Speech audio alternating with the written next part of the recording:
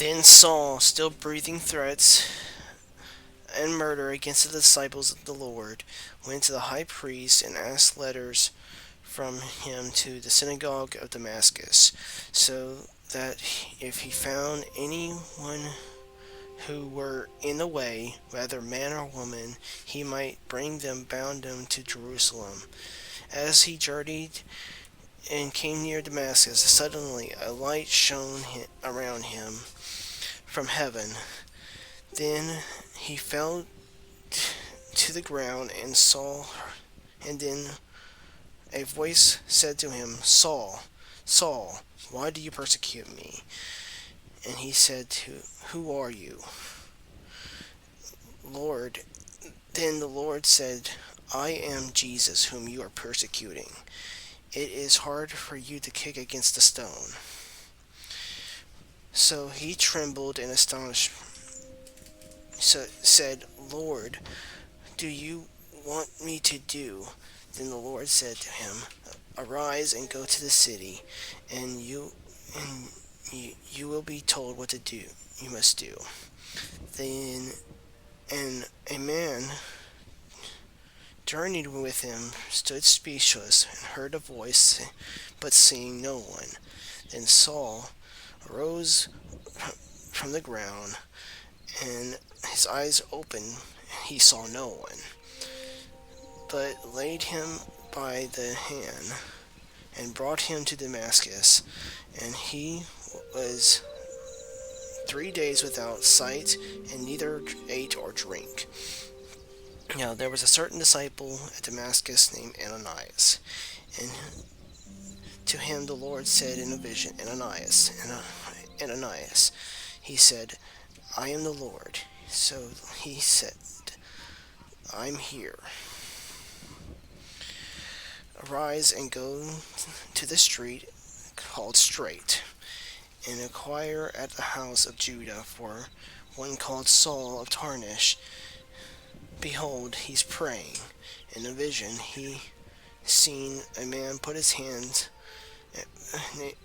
named Ananias come and put his hands on him, so that he might receive his sight.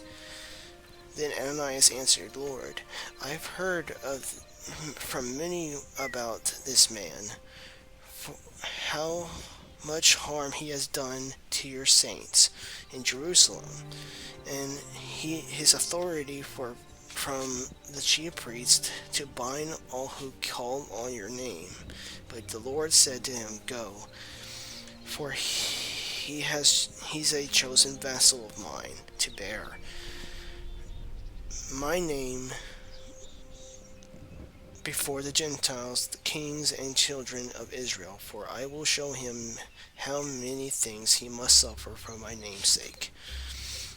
How's it going, everybody? Lick Ranger here, and welcome to another video. Today I'm going to be talking about St. Paul, the leader of missions. Today I'm going to talk about why he's my favorite character, why I think he's, outside of Jesus, of course, the best character in the Bible, and why Christianity itself and the Bible that we have now would not be where it is without him and his determination and his redemption. And why I think so. There's a lot of good answers out there for who's the favorite, their favorite character in the Bible. Like, there's, aside from Jesus, of course, there's Abraham, there's Moses, there's David, there's Elijah, there's Isaiah, Jeremiah, Daniel, one of the 12 apostles. Like, they're all good answers, but I don't think anyone I don't think anyone has the faith and determination as Paul. His faith and his complete 180 of his character is something to aspire to. Not only does it prove that anyone can be saved, but no one is too far gone for God to reach. And sometimes people just need another chance. And I think Paul is one of those people. Like I said in my Four Gospels video, the only one who probably understands that too is Matthew, for he was a tax collector. But I still don't think he comes close to the evils that this man did. This man was a serial killer, human trafficker. He would persecute innocent Christian families, barge into their homes, kill the husband, and sell the women and children into slavery. One of the worst people of all time, especially at the time. But God, one revelation changed his life.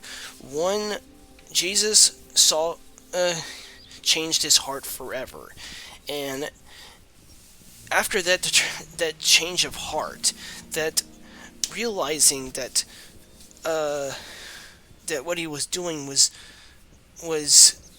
evil, was wrong, he changed his entire life around. He went from, like I said, the most evil person of the time, one of the most evil people of the time, and became one of the most kind-hearted and most faithful people of all time. He's a big reason why the Bible was written in the first place. His passion for people was so great that he started writing letters to the Romans, the Gentiles, Galatians, the Hebrews. He started writing letters to everyone who was starting to follow Christ, knowing that people that were doing the wrong things, he understood what their hearts were at, which is why he was able to appeal to them so easily. And without that understanding, I don't think anyone would be able to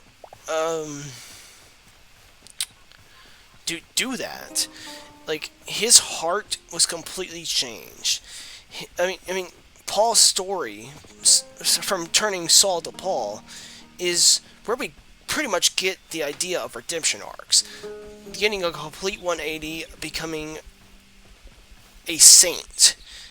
Went from a serial killer to a saint in just 3 days. And all it took was a little compassion.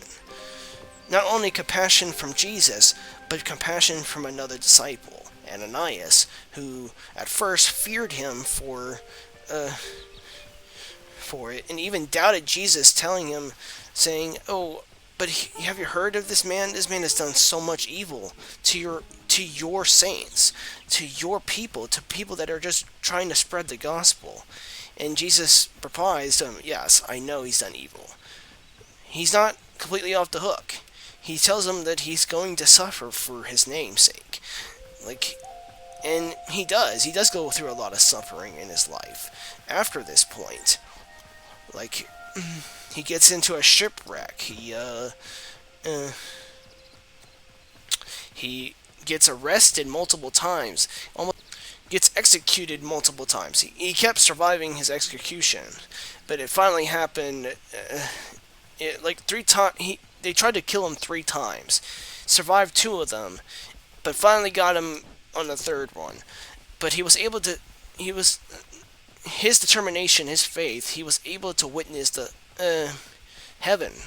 He's one of the first people in all of human history to witness heaven in full context. The only person before him who witnessed heaven as a human being was Isaiah, the prophet, who kind of gives a brief duration of what heaven looks like and what the angels in heaven look like. But Paul describes heaven as a paradise, just like Isaiah does. And the angels sing, "Holy, holy, holy." The Bible would not be... The Church of Christ in the Bible would not be what it is without him. Without his letters, without his determination to write to other people, the 4 Gospels might not have been written. Peter probably wouldn't write his books. John would not probably not have written Revelations. If it's because of him, the New Testament Bible was written. Whether you think so or not, he's the reason why the New Testament Bible was written. And with his determination, and he was the one who brought combine, even with compared to the 12 apostles, he's the one who brought more people to the Church of Jesus Christ than anyone else. He's brought more souls to Jesus than anyone else in his lifetime, and even beating Peter in that story. Like, that much determination, that much faith, even beating the rock of the church in bringing souls to heaven is wild. His faith, his growth, his determination makes him one of the most righteous and good-hearted people of all time. Most faithful, and probably the most faithful person to ever live.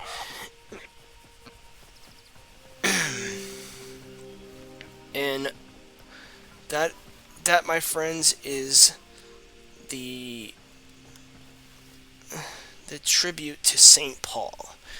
If you guys enjoyed this video and you want to hear some more, or if you have any ideas of anybody else that you guys want me to talk about, please let me know in the comments below.